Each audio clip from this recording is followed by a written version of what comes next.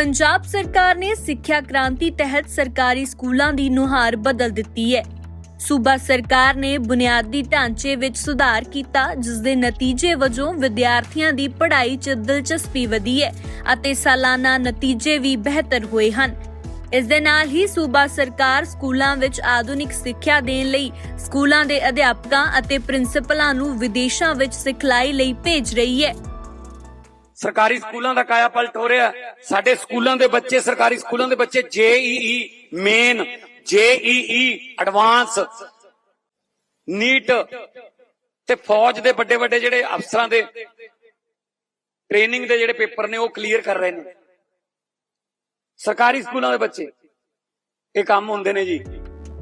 School of eminence दे विच विद्यार्थियों नूं मुकाबले दीआं परीक्षावां लई भी तैयार किया जा रहा है, जिस दे चलदिआं सरकारी स्कूलों के 800 विद्यार्थियों ने नीट, 260 विद्यार्थियों ने JEE मेन्स अते 44 विद्यार्थियों ने JEE एडवांस की परीक्षा पास की है।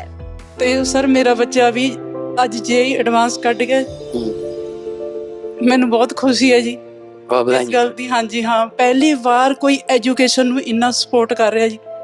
वेरी गुड, थोड़ी मेहनत भी है बहुत, तुसीं आप जाते रहे हो पेपर दवाउण, नहीं बहुत गुड लग। मतलब Chandigarh and tri city area based है और यहीं पे इनका सप्लाई का मेन जो नेटवर्क था वो यहीं पे ये चलता था, जो डिस्ट्रीब्यूशन नेटवर्क है। और ये जो सोर्स था इनका वो दिल्ली और पंजाब के बॉर्डरिंग एरिया से था, उसके ऊपर अभी हमारी इन्वेस्टिगेशन चल रही है। आपकी इस बातचीत की रिगार्डिंग जो पंजाब की पुलिस है उससे ही बातचीत चल रही है कि उधर से नशा आ रहा है?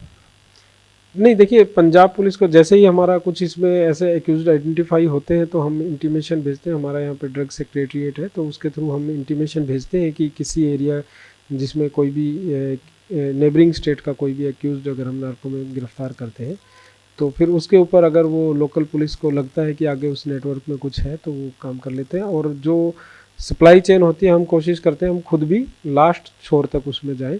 तो कोई अगर सप्लाई चेन से रिलेटेड एक्यूज्ड नेबरिंग एरिया में या कहीं भी रह रहा है इंडिया में तो उसके ऊपर हम अपनी कार्रवाई पूरी करते हैं। तो इतनी कड़ी सुरक्षा के बावजूद भी जो ऐसे मामले हैं आते रहते हैं, क्या लगता है कहाँ पे कोई कमजोरी है? क्योंकि ये लोग अभी भी सक्रिय हैं, क्योंकि आपकी तरफ से कार्रवाई लगातार देखी जा रही है, बड़ी कार्रवाई होती है, हमेशा पकड़ते हैं, लेकिन फिर भी ये सक्रिय रहने का क्या मेन कारण है? देखिए इसमें पुलिस की तरफ से नॉट ओनली चंडीगढ़ पुलिस, हर तरीके से हर पुलिस जो है वो इन्फोर्समेंट पे काफ़ी जो है फोकस कर रही है और काफ़ी इसमें नेटवर्क बस्ट हो रहे हैं। आपके सारे उस एरियाज़ को आप देख भी रहे हैं, लेकिन कहीं ना कहीं इनको एक छोटा सा स्पेस चाहिए होता है तो उसमें जो है ये सप्लाई कर लेते हैं। लेकिन लार्जली अभी जो है काफ़ी बड़े बड़े नेटवर्क जो है वो पुलिस अलग अलग एरियाज़ में आइडेंटिफाई करके पकड़ रही है।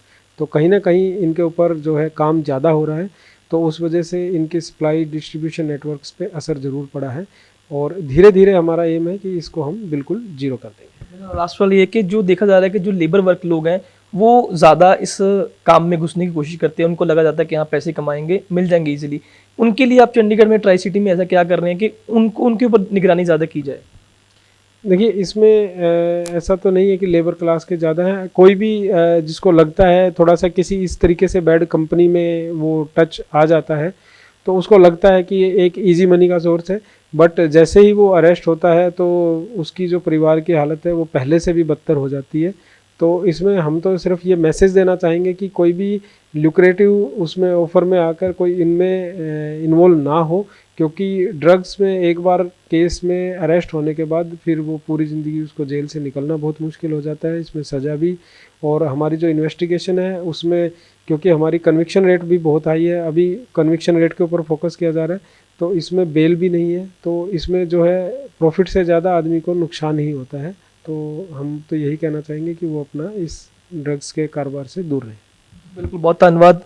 सो NDPS मामले ਨੂੰ ਲੈ ਕੇ ਚੰਡੀਗੜ੍ਹ ਕ੍ਰਾਈਮ ਬ੍ਰਾਂਚ ਦੀ ਵੱਡੀ ਕਾਰਵਾਈ ਦੇਖਣ ਨੂੰ ਮਿਲੀ ਹੈ, ਜਿਹਦੇ ਵਿੱਚ ਕਾਫੀ ਜਿਹੜੇ ਕਿਊਜ਼ ਨੇ ਉਹਨਾਂ ਨੂੰ ਪਕੜਿਆ ਗਿਆ ਹੈਗਾ, ਜਿਹਦੇ ਲਿੰਕ ਦਿੱਲੀ ਦੇ ਵੀ ਦੱਸੇ ਜਾ ਰਹੇ ਨੇ, ਕੁਝ ਪੰਜਾਬ ਤੋਂ ਵੀ ਨੇ, ਲੇਕਿਨ ਪੂਰੀ ਗੱਲਬਾਤ ਕੀ ਹੈ ਉਹ ਪਾਰਟ ਆਫ ਇਨਵੈਸਟੀਗੇਸ਼ਨ ਅੱਗੇ ਆਉਣ ਵਾਲੇ ਸਮੇਂ ਦੇ ਵਿੱਚ ਪਤਾ ਚੱਲਦਾ ਹੈ ਕਿ ਕਿੱਥੋਂ ਉਹ ਸੋਰਸ ਆ ਰਿਹਾ ਹੈ, ਕਿਹਦੇ ਨਾਲ ਇੰਟਰਕਨੈਕਟ ਨੇ, कि विदेशों नाल भी है या इंडिया के विच ने, वो सारा पार्ट ऑफ इन्वेस्टिगेशन है। मतलब Chandigarh and tri city area based है और यहीं पे इनका सप्लाई का मेन जो नेटवर्क था वो यहीं पे ये चलता था, जो डिस्ट्रीब्यूशन नेटवर्क है। और ये जो सोर्स था इनका वो दिल्ली और पंजाब के बॉर्डरिंग एरिया से था, उसके ऊपर अभी हमारी इन्वेस्टिगेशन चल रही है। क्या आपकी इस बातचीत के रिगार्डिंग जो पंजाब की पुलिस है उससे ही बातचीत चल रही है कि उधर से नशा आ रहा है? नहीं, देखिए पंजाब पुलिस को जैसे ही हमारा कुछ इसमें ऐसे एक्यूज्ड आइडेंटिफाई होते हैं तो हम इंटीमेशन भेजते हैं। हमारा यहाँ पे ड्रग सेक्रेटरीट है, तो उसके थ्रू हम इंटीमेशन भेजते हैं कि किसी एरिया जिसमें कोई भी नेबरिंग स्टेट का कोई भी एक्यूज्ड अगर हम नार्को में गिरफ्तार करते हैं तो फिर उसके ऊपर अगर वो लोकल पुलिस को लगता है कि आगे उस नेटवर्क में कुछ है तो वो काम कर लेते हैं। और जो सप्लाई चेन होती है हम कोशिश करते हैं हम खुद भी लास्ट छोर तक उसमें जाएं।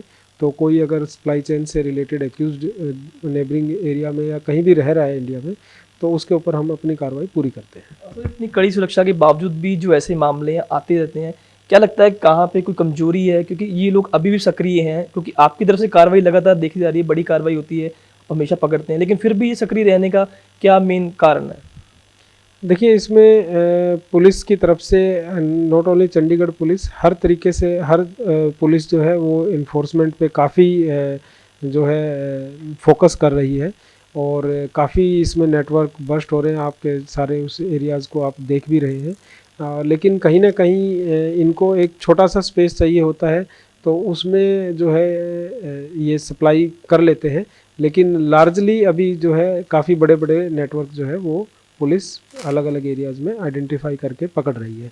तो कहीं ना कहीं इनके ऊपर जो है काम ज़्यादा हो रहा है, तो उस वजह से इनके सप्लाई डिस्ट्रीब्यूशन नेटवर्क्स पे असर ज़रूर पड़ा है और धीरे धीरे हमारा एम है कि इसको हम बिल्कुल जीरो कर देंगे। लास्ट वाला ये कि जो देखा जा रहा है कि जो लेबर वर्क लोग हैं वो ज़्यादा इस काम में घुसने की कोशिश करते हैं, उनको लगा जाता है कि हाँ पैसे कमाएंगे, मिल जाएंगे इजीली। उनके लिए आप चंडीगढ़ में ट्राई सिटी में ऐसा क्या कर रहे हैं कि उनके ऊपर निगरानी ज़्यादा की जाए? देखिए इसमें ऐसा तो नहीं है कि लेबर क्लास के ज़्यादा हैं। कोई भी जिसको लगता है थोड़ा सा किसी इस तरीके से बैड कंपनी में वो टच आ जाता है तो उसको लगता है कि ये एक इजी मनी का सोर्स है, बट जैसे ही वो अरेस्ट होता है तो उसकी जो परिवार की हालत है वो पहले से भी बदतर हो जाती है। तो इसमें हम तो सिर्फ ये मैसेज देना चाहेंगे कि कोई भी लुक्रेटिव उसमें ऑफ़र में आकर कोई इनमें इन्वॉल्व ना हो, क्योंकि ड्रग्स में एक बार केस में अरेस्ट होने के बाद फिर वो पूरी ज़िंदगी उसको जेल से निकलना बहुत मुश्किल हो जाता है। इसमें सज़ा भी, और हमारी जो इन्वेस्टिगेशन है उसमें क्योंकि हमारी कन्विक्शन रेट भी बहुत हाई है, अभी कन्विक्शन रेट के ऊपर फोकस किया जा रहा है, तो इसमें बेल भी नहीं है, तो इसमें जो है प्रॉफिट से ज़्यादा आदमी को नुकसान ही होता है। तो हम तो यही कहना चाहेंगे कि वो अपना इस ड्रग्स के कारोबार से दूर रहें। बिल्कुल, बहुत ਧੰਨਵਾਦ। ਸੋ ਐਨਡੀਪੀਐਸ ਮਾਮਲੇ ਨੂੰ ਲੈ ਕੇ ਚੰਡੀਗੜ੍ਹ ਕ੍ਰਾਈਮ ਬ੍ਰਾਂਚ ਦੀ ਵੱਡੀ ਕਾਰਵਾਈ ਦੇਖਣ ਨੂੰ ਮਿਲੀ ਹੈ, ਜਿਹਦੇ ਵਿੱਚ ਕਾਫੀ ਜਿਹੜੇ ਕਿਊਜ਼ ਨੇ ਉਹਨਾਂ ਨੂੰ ਪਕੜਿਆ ਗਿਆ ਹੈਗਾ, ਜਿਹਦੇ ਲਿੰਕ ਦਿੱਲੀ ਦੇ ਵੀ ਦੱਸੇ ਜਾ ਰਹੇ ਨੇ, ਕੁਝ ਪੰਜਾਬ ਤੋਂ ਵੀ ਨੇ, ਲੇਕਿਨ ਪੂਰੀ ਗੱਲਬਾਤ ਕੀ ਹੈ ਉਹ ਪਾਰਟ ਆਫ ਇਨਵੈਸਟੀਗੇਸ਼ਨ ਅੱਗੇ ਆਉਣ ਵਾਲੇ ਸਮੇਂ ਦੇ ਵਿੱਚ ਪਤਾ ਚੱਲਦਾ ਹੈ ਕਿ ਕਿੱਥੋਂ ਉਹ ਸੋਰਸ ਆ ਰਿਹਾ ਹੈ, ਕਿਹਦੇ ਨਾਲ ਇੰਟਰਕਨੈਕਟ ਨੇ, ਕੀ ਵਿਦੇਸ਼ਾਂ ਨਾਲ ਵੀ ਹੈਗੇ ਨੇ ਜਾਂ ਉਹਨੇ ਇੰਡੀਆ ਦੇ ਵਿੱਚ ਨੇ, ਉਹ ਸਾਰਾ ਪਾਰਟ ਆਫ ਇਨਵੈਸਟੀਗੇਸ਼ਨ ਹੈ। ਕੈਮਰਾ ਪਰਸਨ ਜੱਗੀ ਨਾਲ ਪ੍ਰਿੰਸ ਗਰਗ, दैनिक सवेरा टीवी।